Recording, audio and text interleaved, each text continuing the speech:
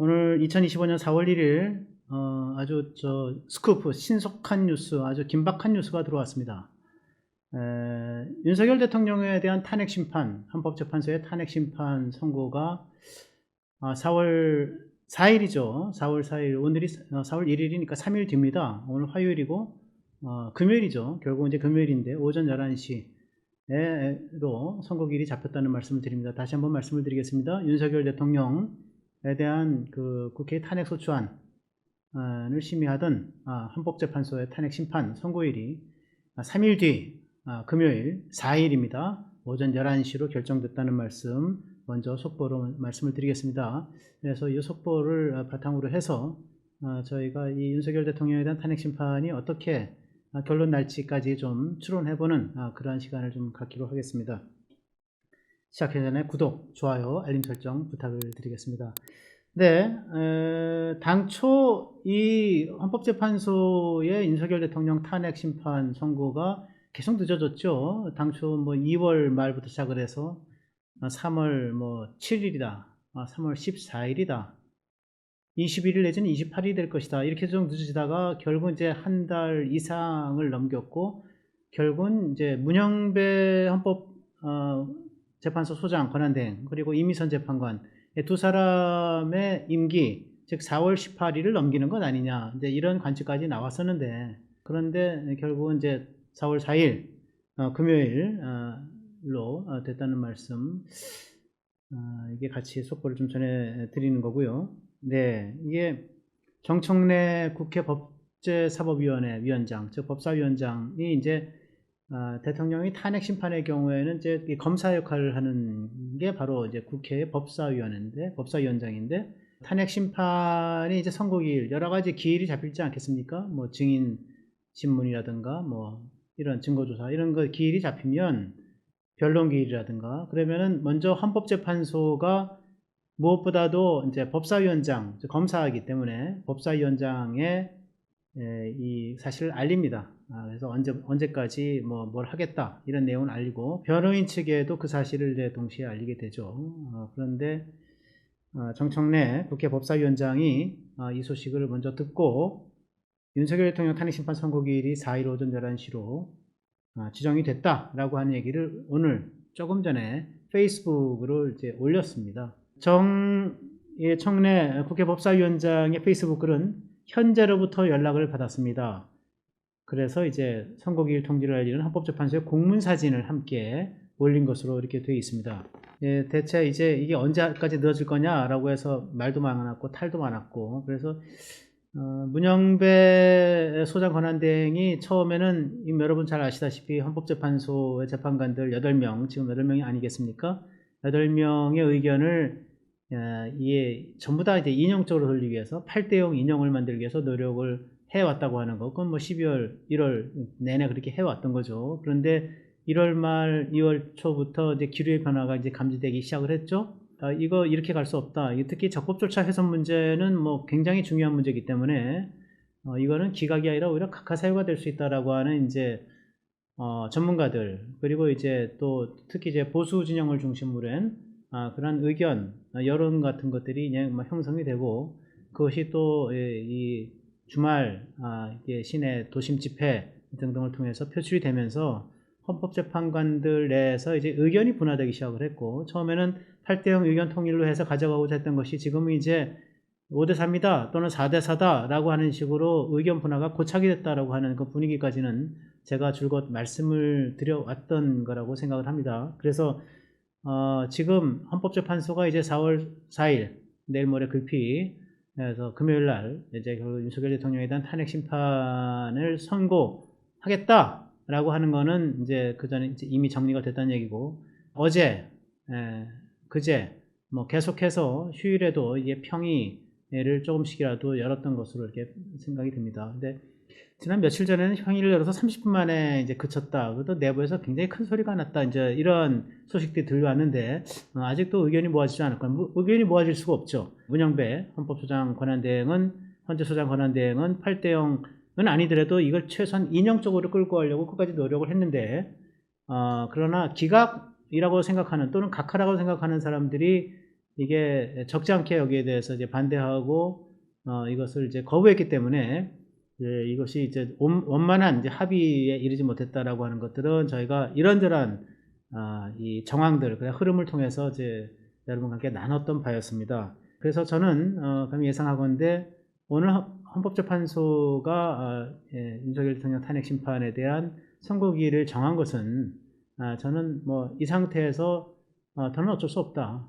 이게 의견이 분화됐지만 그러나 그대로 가겠다라고 하는 것을 결심했다고 생각을 하고요. 그래서 무엇보다도 저는 이렇게 결정한 것의 가장 큰 거는 역시 이제 여권 또는 이제 보수 진영 쪽의 이제 단합이라고 생각하고, 이제 박근혜 대통령 탄핵 8년 전에 그 탄핵에서 사실은 뭐 돈 한 푼 가져가지 않은 박근혜 대통령이 왜 탄핵되어야 되는가라고 하는 이제 뒤늦은 이제 반성이 보수 내부에서 있었고요. 뭐 어쨌든 또 다른 쪽에서는 그렇게 생각하지 않겠지만은, 그리고 그것이 무엇보다도 이제 보수의 괴멸을 불러왔다라고 하는 것에 대해서는 정말 대부분의 보수가 이제 반성의 지점 또는 성찰의 지점으로 삼고 있었던 바이기 때문에 이런 것을 토대로 해서 다시는 이렇게 좀 허무하게 탄핵당하는 일은 없어야 되겠다. 보수가 괴멸돼가지고 패족화되는 것은 막아야 되지 않겠는가라고 하는 반성이 일단 있었다고 생각을 합니다.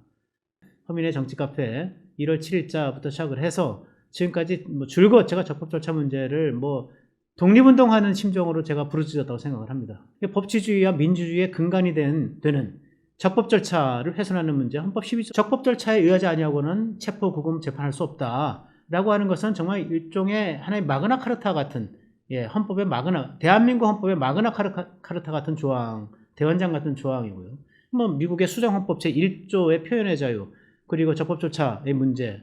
그래서 이런 것들에 대한 문제 제기가 끊임없이 제기가 되었죠. 적법 절차의 문제에 대해서는 크게 두 가지를 문제 삼았던 것으로 봅니다.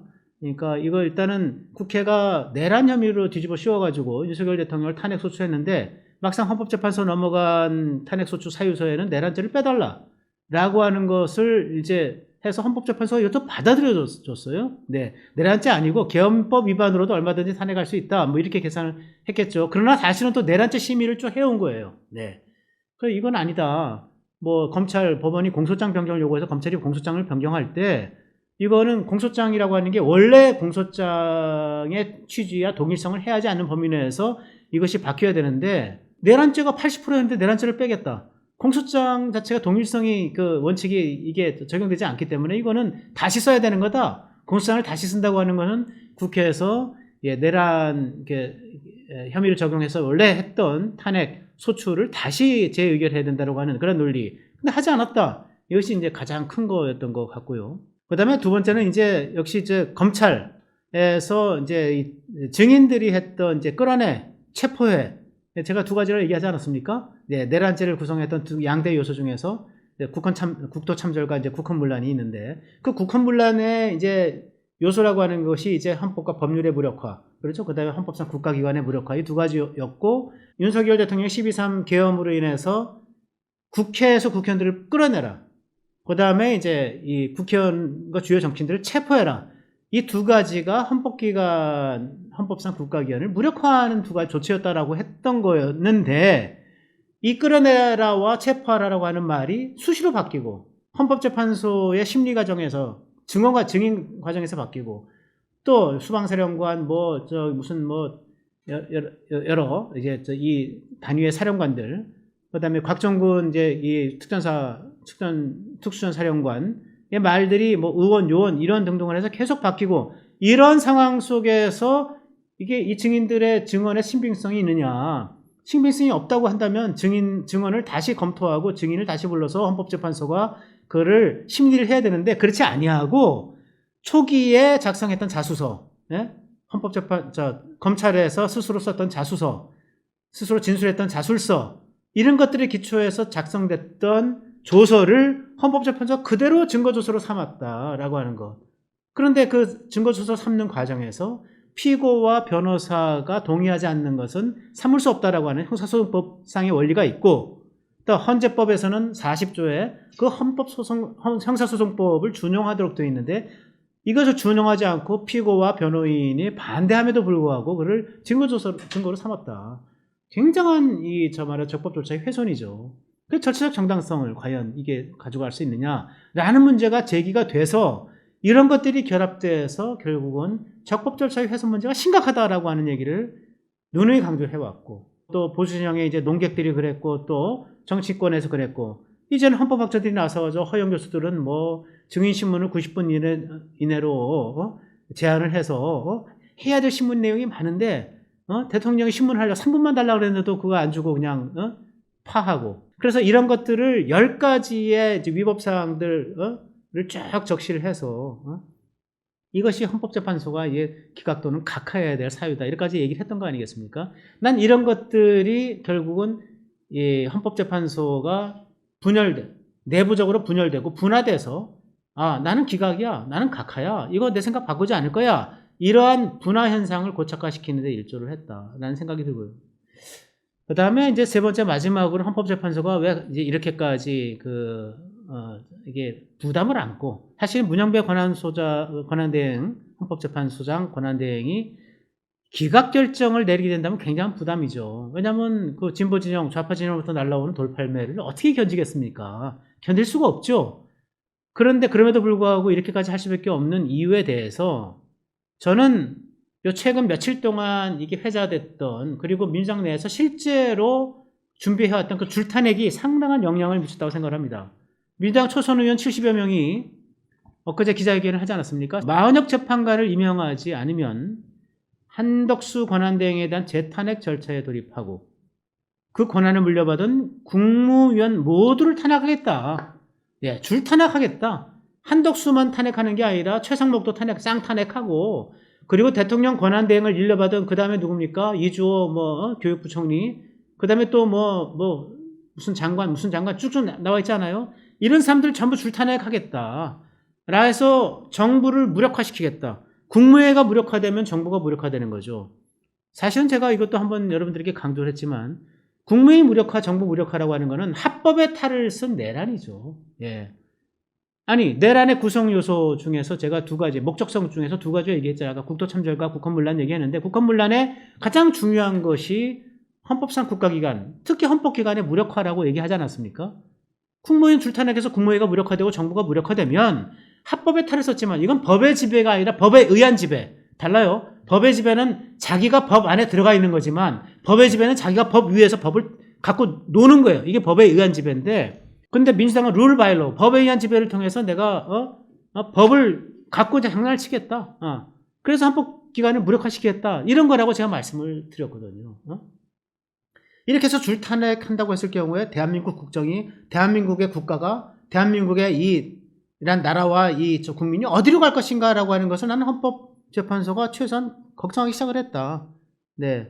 그렇다고 생각을 합니다. 그래서 저는 민주당이 줄탄핵 얘기한 거, 이건 제 발등을 찍은 행위다라고 저는 생각하지 않을 수가 없습니다. 이런 것들을 통해서 이제 줄탄핵을 하면 정부가 무력화되고, 그러면 이제 마은혁 재판관 자동임명법, 이거 지금 발의해가지고 지금 통과시키려고 하고 있거든요. 내정화가 국회에서 통과된 지 일주일이 지나면 자동 임명해야 된다. 이런 말도 안 되는 위헌적인 법률인데, 이런 법안들. 그리고 또 문영배 이미선 재판관 퇴임하면은 그 후임 재판관들이 임명되지 않을 경우에는 임명될 때까지 6개월 동안 그 재판관직을 유지할 수 있다. 문영배 이미선 임기 자동연장법, 이거 위헌입니다. 헌법에 헌법재판관 임기는 6년으로 딱 돼 있는데 이 사람들이 임기를 6개월 연장해? 6년 6개월? 법률로 연장한다고 이게 말이 됩니까? 법률이 헌법에 앞섭니까? 위헌이죠. 위헌심에도 불구하고 대통령이 지명하는 헌법재판관이 헌법재판관으로 임명되는 일을 맡겠다. 그렇게 임명이 돼서 이것이 더 윤석열 탄핵의 기각에 유리한 환경이 조성되는 걸 막겠다. 이런 의도로 위헌을 막 서슴없이 자행하는 거거든요. 그래도 헌법재판소가 어떤 기관입니까? 위헌만은 막아야 되겠다. 헌법의 무정부 상태를 막아야 되겠다라고 하는 것만큼은 그래도 있지 않겠어요? 아무리 좌파건 우파건 간에. 그렇기 때문에 이런 줄탄핵이라고 하는 것을 통해서 이 위헌 국면이 계속되는 것, 위헌과 위법의 이 바벨탑을 쌓아서 결국은 마은혁을 임명하고 그래서 더 유리한 환경 속에서 대통령을 탄핵 인용에까지 이르게 하는 이 무리수를 두는 거, 이걸 과연 우리가 보고 있어야 되는가? 라고 하는 논의가 내적으로 굉장히 치밀하게 나타났을 것이다. 저는 그렇게 생각을 합니다. 다시 한번 속보 겸해서 말씀을 드리면 정청래 법사위원장이 조금 전에 이제 한 30분 됐네. 네네. 윤석열 대통령에 대한 헌법재판소의 탄핵 심판이 내일 모레 글피 이번 돌아오는 금요일 4일 오전 11시에 선고일이 잡혔다 라고 하는 거를 속보로 말씀을 드렸고요. 그래서 제가 그 배경에 바로 이제 이 헌법재판소의 그러한 판단들이 작용했을 거다라고 하는 말씀을 여러분과 함께 나눕니다. 그래서 저는 이거를 통해서 감히 이제 관측 또는 유출해 보는 겁니다.